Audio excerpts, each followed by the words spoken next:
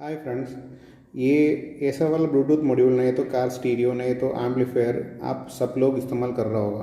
तो जब आप ऐसा वाला ब्लूटूथ मॉड्यूल में नहीं तो कार स्टीरियो में नहीं तो एम्पलीफायर में ऐसा वाला ऑक्स लगा के आप मोबाइल कनेक्ट करेंगे नहीं तो दूसरे कुछ भी ऑक्स के कनेक्ट करेंगे तो humming issues, hissing issues, noise issues आपको आ रहा होगा। तो मैं आपको सजेस्ट करेंगे वो अवॉइड करने के लिए आप लोकली अवेलेबल वाला ऑक्स केबल इस्तेमाल मत करिए। ये अमेज़ॉन एप्लीकेशन से आपको अमेज़ॉन बेसिस का aux cable 3.5 mm aux cable मिलेगा। ये 4 फीट, 6 फीट, 8 फीट में मिलेगा आपको। ये गोल्ड प्लेटेड टिप है इसका, और इसका स्टीरियो सेपरेशन बहुत अच्छा है और हमिंग इश्यूज ऑलमोस्ट बिल्कुल भी ज़ीरो है। ये एक बार ट्राई करके देख लेना।